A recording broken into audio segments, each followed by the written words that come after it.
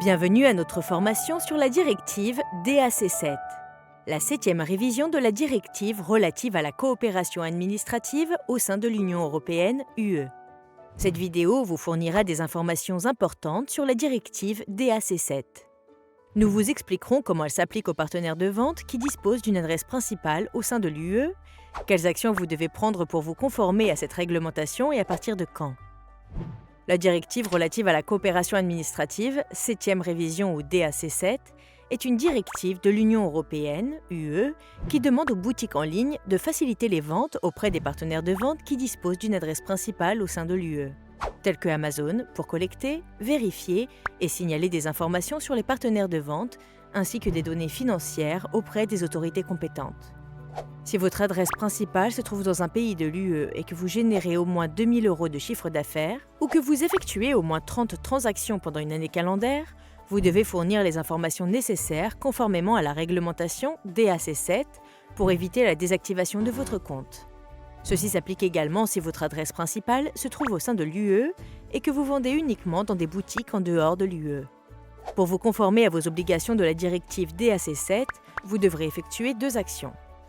1. Fournir des informations nécessaires sur le portail dédié de Seller Central dans les 60 jours après réception de la première notification d'Amazon. Et 2. Reconfirmer ces données et ces déclarations sur le même portail tous les 36 mois ou à chaque fois que vous modifiez les données de manière proactive. N'oubliez pas que vous aurez besoin d'ajouter ces informations dans chaque boutique où vous êtes actif. L'UE est considérée comme une seule boutique. Par conséquent, si vous ne vendez que dans les pays de l'UE, vous ne devez les ajouter qu'une fois seulement dans la boutique de l'UE de votre choix.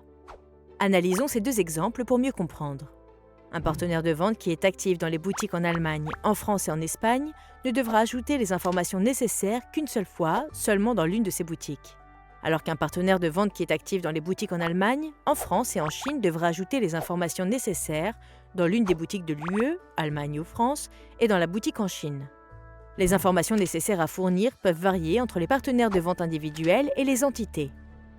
Une entité est une personne morale ou un arrangement juridique tel qu'une entreprise, un partenariat, un trust ou une fondation, tandis qu'une personne physique est un vendeur qui n'est pas une entité.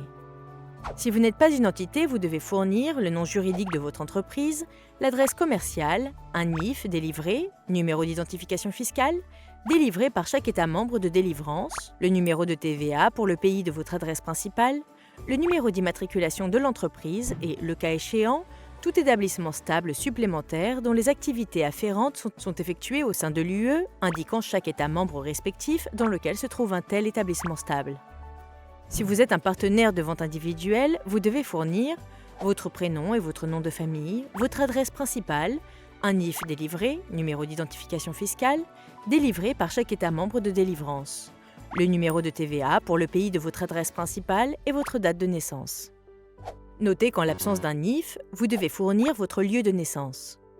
Une fois que vous devenez éligible aux dispositions de la directive DAC7, vous recevrez une notification de performance dans votre compte Seller Central. Vous pouvez accéder à cette notification de performance par le biais du tableau de bord des notifications de performance en cliquant sur « Performance » dans le menu principal de Seller Central.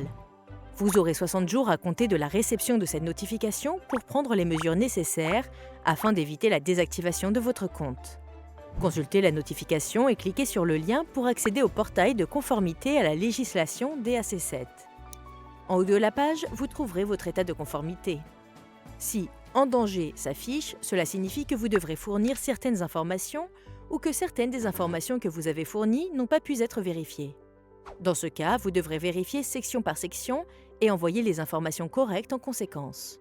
Le portail de la conformité à la législation DAC7 est divisé en 4 sections clairement identifiées en haut de la page. Dans la section professionnelle, vous trouverez les informations qui sont déjà dans notre système. Si l'une des informations est incorrecte, cliquez sur « Mettre à jour les infos d'identité » pour effectuer les ajustements nécessaires. Vous serez redirigé vers la page correspondante pour effectuer les mises à jour. Notez que la modification de l'une de ces informations sera suivie par un processus de vérification KYC, Know Your Client, qui peut prendre entre 24 et 48 heures. Une fois terminé, retournez sur la page de conformité à la législation DAC7 pour continuer. Cliquez sur « Enregistrer et continuer » pour accéder à la prochaine section. Dans la section des informations fiscales, vous serez en mesure d'ajouter vos numéros de TVA et NIF. Si vous avez fourni un numéro de TVA ou NIF, vous les verrez apparaître ici. Si vous n'avez pas renseigné de TVA et que vous n'avez pas de numéro de TVA, sélectionnez « Non, je n'ai pas de numéro de TVA ». Si vous n'avez pas fourni le numéro de TVA du pays de votre adresse principale et que vous en avez un, sélectionnez « Oui » puis cliquez sur « Ajouter un numéro de TVA ». Si vous n'avez pas fourni de numéro NIF et que vous en avez plusieurs, sélectionnez « Oui » puis cliquez sur « Ajouter un numéro NIF ». Vous serez ensuite redirigé vers la page correspondante pour ajouter les informations. Une fois terminé, retournez sur la page de conformité à la législation DAC7 pour continuer. Si l'une des informations de cette page n'est pas fournie, le bouton « Enregistrer et continuer » ne sera pas activé.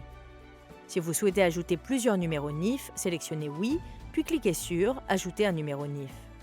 Vous serez redirigé vers le camp TVA pour y renseigner les informations. Une fois que vous avez renseigné l'ensemble des champs, cliquez sur « Enregistrer et continuer » pour accéder à la prochaine section. La section Pays d'établissement sera uniquement disponible pour les entreprises. Si vous êtes un partenaire de vente individuelle, vous ne verrez pas cette option. Si vous disposez d'un établissement stable dans l'un des États membres de l'UE, hormis le pays de votre adresse principale, cliquez sur « Oui » puis sélectionnez-le ou les pays dans la liste déroulante. Vous pouvez ajouter tous ceux dont vous disposez. Cliquez sur « Enregistrer et continuer » pour accéder à la section « Confirmer et déclarer ».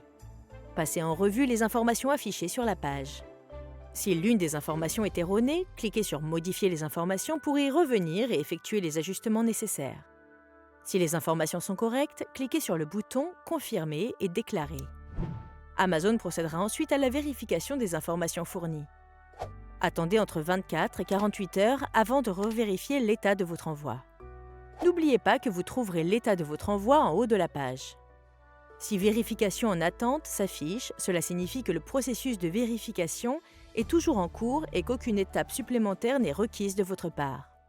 Si certaines des informations n'ont pas pu être vérifiées, votre état de conformité affichera de nouveau « En danger » et vous verrez un message d'erreur s'afficher juste en dessous de la mise à jour du statut. Si votre état de conformité affiche « Confirmation requise », cela signifie que vous avez déjà fourni toutes les informations requises et que nous aurions besoin que vous vérifiez et que vous confirmiez que tout est correct. Si tout est correct, sélectionnez « Oui » puis cliquez sur « Confirmer les informations ». Si les informations affichées sont erronées, sélectionnez « Non » puis cliquez sur « Modifier les informations ». Pour modifier une quelconque information, cliquez sur le lien de modification en dessous de la section correspondante et une fois que c'est fait, cliquez sur « Confirmer et déclarer ». Si votre état de conformité affiche « Suspendu », cela signifie que votre compte a été désactivé en raison d'informations non valides ou manquantes. Afin de réactiver votre compte, vous devrez envoyer les informations requises. Enfin, si votre état de conformité est conforme, cela signifie que vos informations ont été vérifiées avec succès et que vous êtes conforme aux obligations de la directive DAC7. Aucune étape supplémentaire n'est requise de votre côté à ce stade. Vous pouvez accéder au portail de la conformité à la législation DAC7.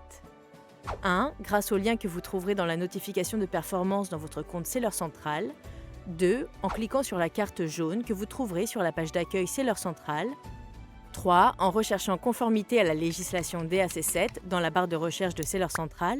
4. Grâce au lien que vous trouverez sur la page d'aide DAC7 de Seller Central. Et 5. À partir de n'importe quelle autre notification DAC7 que vous recevrez d'Amazon, telles que les emails et les communiqués. Si vous ne parvenez pas à fournir les informations manquantes ou que la vérification n'aboutit pas dans les 60 jours après réception de la première notification d'Amazon, votre compte sera désactivé et vos fonds seront tenus jusqu'à ce que les informations obligatoires soient fournies et vérifiées. Les informations détaillées peuvent être consultées sur notre page d'aide dédiée sur Seller Central, à laquelle vous pouvez accéder en saisissant DAC7 ou 7e révision de la directive relative à la coopération administrative dans la barre de recherche de Seller Central. Ceci conclut notre formation sur la directive DAC7. Désormais, vous devriez être familiarisé avec ce qu'est la directive DAC7, comment elle s'applique auprès des partenaires de vente qui disposent d'une adresse principale au sein de l'UE, ainsi que les mesures que vous devrez peut-être prendre afin de vous conformer à cette obligation. Merci et bonne vente sur Amazon Store.